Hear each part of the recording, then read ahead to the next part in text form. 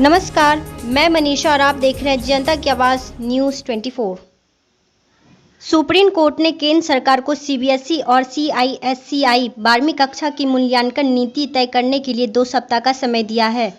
शीर्ष अदालत ने गुरुवार को सुनवाई के दौरान केंद्र के 12वीं की परीक्षा रद्द करने के फैसले पर खुशी जाहिर की, लेकिन पीठ ने कहा कि याचिका का निपटारा तब तक नहीं किया जा सकता जब तक केंद्र एक स्पष्ट मूल्यांकन नीति पेश नहीं करता। केंद्र सरकार का पक्ष रख रहे अटॉर्नी जनरल के वेणुगोपाल ने कोर्ट से पहले 4 सप्ताह का समय मांगा, लेकिन कोर्ट के अनुरोध पर वह 2 सप्ताह में मूल्यांकन नीति पर फैसला लेने के लिए सहमत हो गए।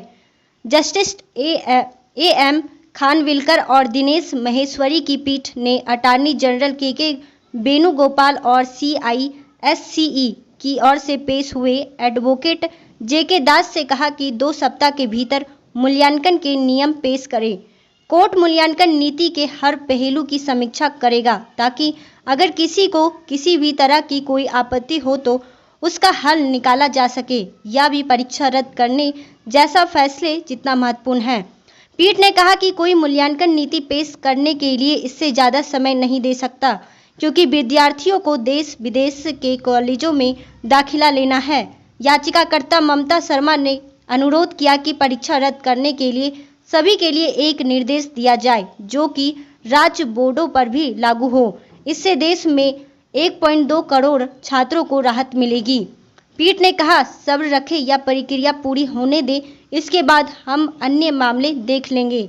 आपको बता दें कि एडवोकेट ममता शर्मा ने सुप्रीम कोर्ट में याचिका दायर कर देश भर में कोरोना महामारी की मौजूदा स्थिति के बीच होने वाली 12वीं परीक्षाओं को रद्द करने की मांग की थी। याचिका में केंद्र सीबीएसई और आईएससीई को 12वीं की परीक्षा रद्द करने का निर्देश देने और निश्चित समय सीमा में परिणाम घोषित करने के लिए वस्तुनिष्ठ प्रणाली तय करने का निर्देश देने का आग्रह किया गया है। याचिका में एक निश्चित समय सीमा में 12वीं का परिणाम घोषित करने के लिए एक कार्य प्रणाली तैयार करने का भी निर्देश दिए जाने का अनुरोध किया है। मंगलवार को पीएम की अध्यक्षता में हुई बैठक में छात्रों के हित में सीबीएसई 12वीं की परीक्षा रद्द करने का फैसला लिया गया था।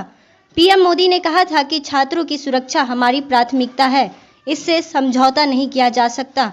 छात्रों को कोविड-19 महामारी के इस तनावपूर्ण माहौल में परीक्षा देने के लिए बाध्य नहीं किया जा सकता।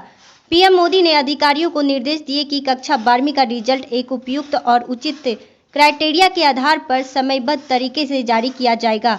पिछले साल की तरह यदि कुछ छात्र परीक्षा देने की इच्छा रखते हैं तो स्थिति अनुकूल होने पर सीबीएसई द्वारा उन्हें ऐसा विकल्प प्रदान किया जाएगा। इससे पहले केंद्र सरकार ने सोमवार को सुप्रीम कोर्ट को बताया था कि सीबीएसई 12वीं बोर्ड परीक्षा आयोजित करने या रद्द करने के मसले पर वह 2 दिनों के भीतर अंतिम निर्णय करेगी। कोर्ट में केंद्र सरकार का पक्ष रख रहे अटॉर्नी जनरल के वेणुगोपाल ने सरकार का फैसला कोर्ट से समक्ष पेश करने के लिए गुरुवार तक का समय मांगा था। इसके बाद शीर्ष अदालत ने कोविड-19 महामारी के चलते 12वीं बोर्ड परीक्षा रद्द करने की मांग वाली याचिका पर सुनवाई 3 जून तक स्थगित कर दी थी। बिहार के मुख्यमंत्री नीतीश कुमार ने राज्य के इंजीनियरिंग और मेडिकल कॉलेजों में लड़कियों के लिए 33% सीटें आरक्षित करने का फैसला लिया है। उन्होंने प्राधिकारियों को आवश्यक कार्रवाई के निर्देश दिए हैं। इसे लेकर पूर्व मुख्यमंत्री और हम के राष्ट्रीय अध्यक्ष जीतन राम मांझी ने सीएम को धन्यवाद दिया है। साथ ही उन्होंने सम्मान एवं व्यावसायिक शिक्षा में छात्रों को मुफ्त शिक्षा देने की मांग की है। मांझी ने ट्वीट कर कहा, मेडिकल और इंजीनियरिंग कॉलेजों में लड़कियों को 33% आरक्षण देने के लिए मुख्यमंत्री नीतीश कुमार जी को धन्यवाद। हम के चुनावी घोषणा पत्र के अनुसार नारी सशक्तिकरण को ध्यान में रखते हुए हमारी मांग है कि समान शिक्षा एवं व्यावसायिक शिक्षा की छात्रों को मुफ्त शिक्षा की व्यवस्था की जाए। बिहार में 38 सरकारी इंजीनियरिंग कॉलेज है। इनमें कुल 9,275 सीटें हैं। वहीं 10 सरकारी मेडिकल कॉलेजों में 1,125 सीटें हैं।